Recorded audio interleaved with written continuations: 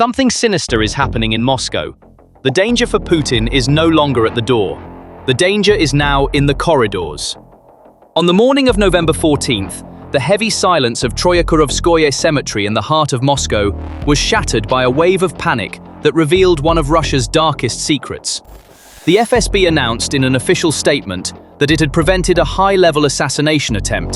The target was Sergey Shoigu, Russia's Security Council secretary, once Putin's right-hand man and closest vacation companion.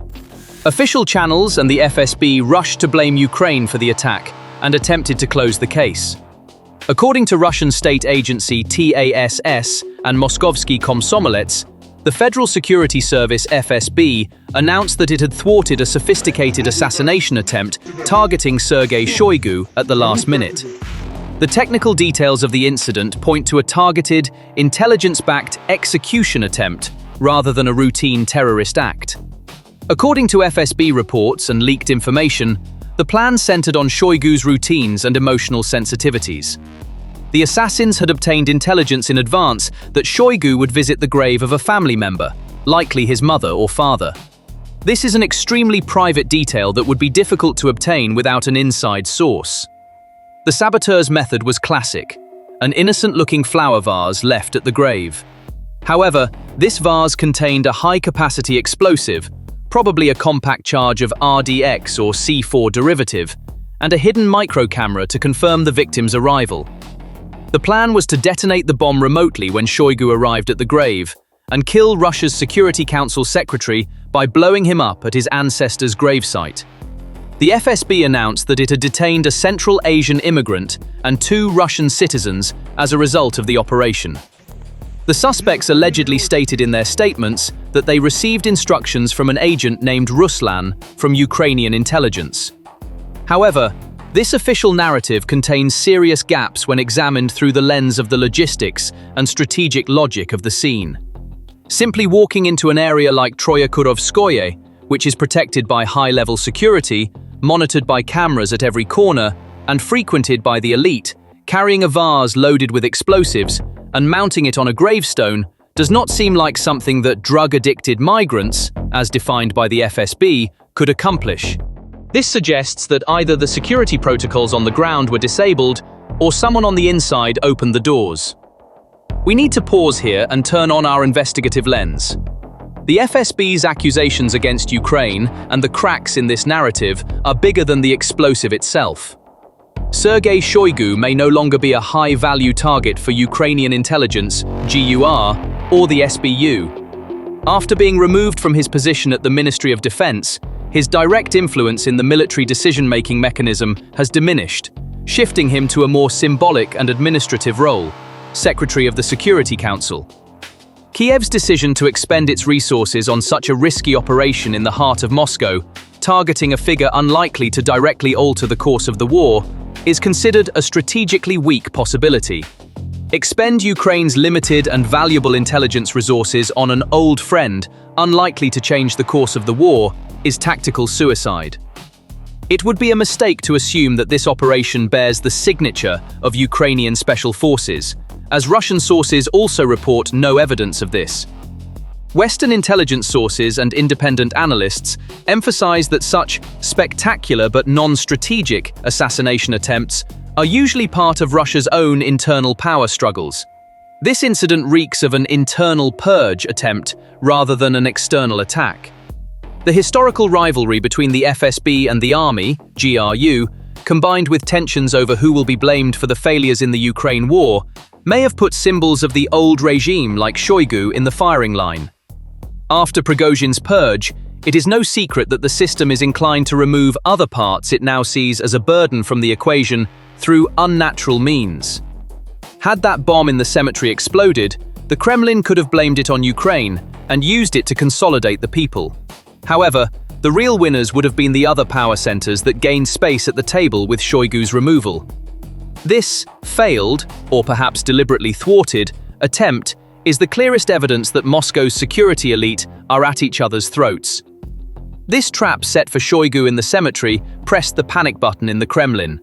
Everyone is asking, where is Putin? I'll answer, we don't know. The generals don't know either. He probably even confuses his own location sometimes. As independent sociologist Konstantin Gaza points out, Putin is currently ruling Russia not as a head of state, but like a fugitive who fears being located and shot by his own men at any moment. Shoigu being targeted in the cemetery shows how justified Putin's fear is.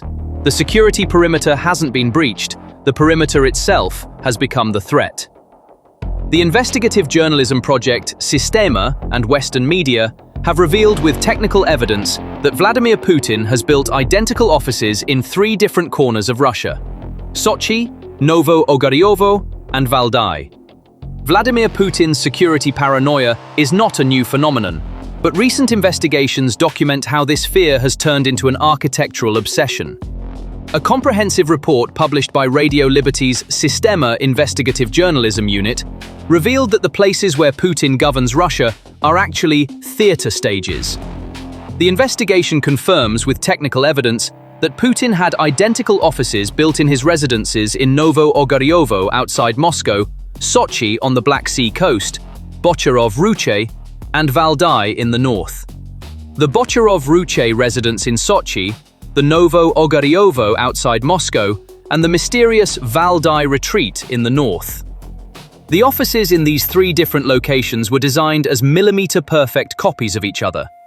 The same wooden panels, the same tone of varnished tables, the same brand of door handles, and even the same patterned carpets. This was not an interior design preference, but a strategic deception operation. The goal was simple. Putin's own guards and generals should not know where he was physically at any given moment. This is not a decoration choice. This is a military camouflage tactic. Everything is copied, from the pattern of the wallpaper to the color of the parquet flooring to the arrangement of those famous special communication phones, Kremlevka, on the desk. Why? Because when Putin appears on television or receives a general, he doesn't want assassins to know his physical location. You think he's in Moscow, at the Kremlin, doing his job. But he could actually be 400 kilometers away from Moscow, in his forest hideout in Valdai. According to information leaked to Western media and confirmed by Fox News, Putin sometimes gives the impression that he is in Moscow while actually sunbathing in Sochi, and sometimes he is believed to be in St. Petersburg while hiding in his shelter in the Valdai forests, under the shadow of Pantsir S-1 air defense systems. Why? Because he feared that what was done to Shoigu in the cemetery would be done to him in his bedroom. The vase bomb targeting Shoigu was the missing piece, explaining why Putin used those absurd tables stretching for miles, why he held video conferences even with his most loyal men, and why he cloned his offices. The security ring around Moscow wasn't just breached, it was shattered. Western analysts and independent sources note that Putin has barely set foot in the Kremlin, especially since Ukraine's long-range drone attacks began and these internal assassination attempts increased. This was not a head of state security protocol. It was the construction of a paranoid architecture, fearing his own shadow and viewing everyone around him as a potential assassin. The Kremlin's lights were on, but no one was home. Russia was being run by a ghost from a video editing room. So, all these assassination attempts, these escape plans, this paranoia, is this just our interpretation? No. We are not the only ones who see the magnitude of the danger. Even those considered the brains of the Kremlin are saying the same thing.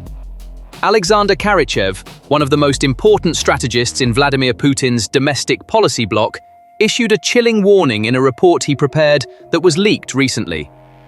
The report explicitly states that Russia is facing the risk of a civil war and social fragmentation. Kharichev's warning is not a routine bureaucratic note. It is an admission that the regime's nerves are on edge.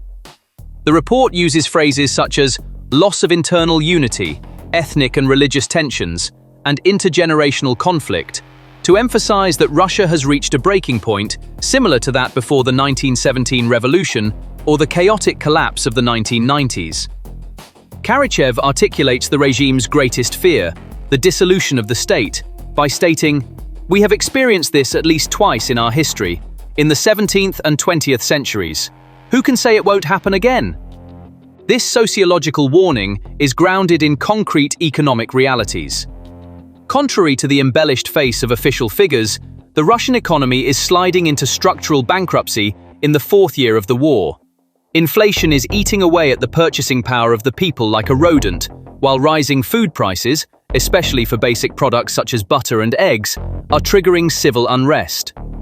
Corporate bankruptcies and mass layoffs are now emerging not only as a result of sanctions, but also as a consequence of the depletion of human resources on the front lines. The death or injury of over 1 million Russian men in the war has created an irreplaceable gap in the labor market. As the public sees Putin hiding in bunkers, elites like Shoigu trying to bomb each other, and their own children dying at the front, the Great Russia narrative is giving way to a survival instinct. This social ground makes the conflict among the elites even more dangerous. If there is no unity above, chaos below is inevitable. What does Kharichev see? He sees the assassination attempt on Shoigu. He sees the power vacuum created by Putin hiding in the twin offices. He sees that the elites are now preparing for the post-Putin era and have begun to eliminate each other. When the bomb at Shoigu's cemetery is combined with the warning in Kharichev's report, the picture becomes clear. The system in Russia is being shaken not by external pressure, but by internal decay. To understand the anatomy of this crisis, we need to examine how the power pyramid in Moscow is cracking and how the pieces are shifting. The assassination attempt on Sergey Shoigu is not an isolated incident, but a noisy manifestation of the ongoing, silent war between the FSB, Federal Security Service, and the Army, Ministry of Defense, GRU. This conflict is the most dangerous game of strategic chess in Russia's modern history, and it may now be approaching its endgame. The weakness of the claim of a Ukrainian trace behind the cemetery plot can be read as the FSB's tactic of masking its own internal operations, maskirovka. If the FSB really did prevent this attack, it could be a staged play designed to send Shoigu the message, "We saved you, your life is in our hands." Or conversely, if the attack was planned by a clique within the FSB and was exposed by another unit, or due to incompetence, this would demonstrate divisions within the security services. Either scenario proves that Putin's vertical power structure is no longer functioning and that horizontal conflicts are spiraling out of control. In this process, Putin's position seems to have shifted from that of an arbitrator to that of a spectator. His retreat to his twin offices suggests that his capacity to manage these conflicts has diminished, or that he is afraid to choose sides. When the elite sense that the Tsar is weakening, they set out to secure their own justice and security. The bomb aimed at Shoigu is a bloody message sent to the other players at the table: Patrushev, Bortnikov, Zolotov, etc. No one is untouchable.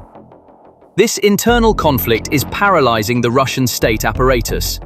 Generals and intelligence chiefs are busy protecting their backs in Moscow instead of focusing on the Ukrainian front. The chain of command is poisoned by a virus of distrust. Whether an order given by a general will be carried out in the field, or whether that order is actually a trap, is being questioned. The Shoigu incident shows that this poison has now reached a lethal dose. That bomb in the flower vase was an attempt to blow up not just one person, but the institutional integrity of the Russian state. Looking at the big picture, the picture that emerges is terrifying in a word. The Russian Federation is currently under a ghost government regime. This term describes a situation where the leader is physically present, but functionally disconnected from the system, while the state, paralyzed by inertia and fear, attempts to function like a headless body.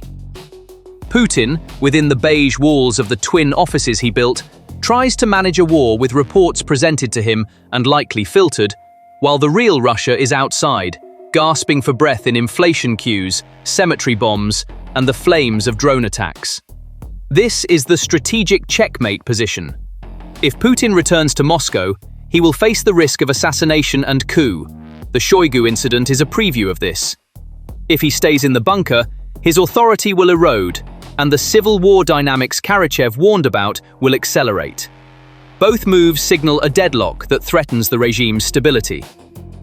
Ukraine's strategy may be based precisely on deepening these internal contradictions. Every drone attack on Moscow pushes Putin a little further into the bunker. As Putin retreats into the bunker, the elites are left adrift and turn on each other. This is a strategy of collapsing the enemy from within without firing a single shot. This scenario also spells the end of the strong leader image Putin has built over more than 20 years. The people want to see their leader on stage, in the square, at the forefront in times of crisis. Yet the Russian people now only see their leader in edited videos, shot in identical stage settings. As a result, the tanker piles off St. Petersburg, the losses on the front lines, or the economic crisis. All are side effects of this great void at the heart of the Kremlin. Vladimir Putin may be trying to save his life by fleeing Moscow, but he has left his power, his reputation, and Russia's state dignity behind in those shelters. History is full of stories about kings who abandoned their palaces, and none of these stories ended happily. The Kremlin is now empty. And in politics, emptiness is always filled in the most brutal way. The game is over. We are just watching the pieces fall. So what do you think about this? Please share your thoughts in the comments. To stay updated on new videos, please subscribe to our channel and turn on notifications. Thank you for choosing us.